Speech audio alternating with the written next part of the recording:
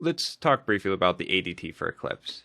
It's basically the Android development tools, which is a set of tools and a plugin that are provided by Google for us to develop the Android platform, and it gives us some very nice things that make Android development in Eclipse easier. For example, it gives us an Android project type, which allows us to have a lot of the things that we need for our Android project automatically created.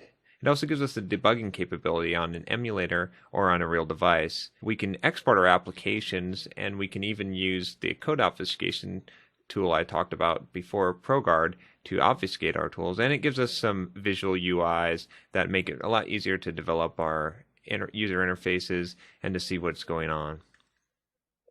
We can install the update through an update manager that is built into Eclipse.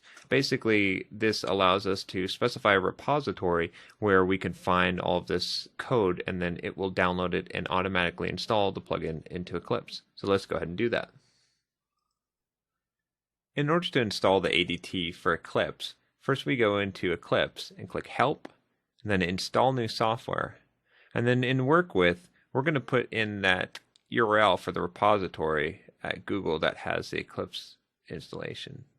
So we'll go ahead and click Add here, and we'll call this Android to add this repository. And then we're going to go ahead and select all of the developer tools so that we have them all installed as plugins into Eclipse.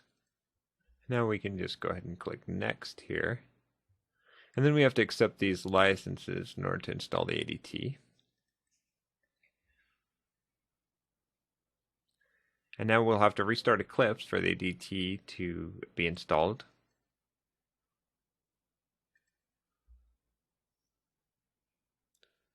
And there's one final step we need to do in order to finish installing the ADT. We just need to go to Window, select Preferences, select Android, and then specify the Android SDK location. I've already specified it here in C Android SDK Windows. Then we can click OK, and we now have the Android ADT installed.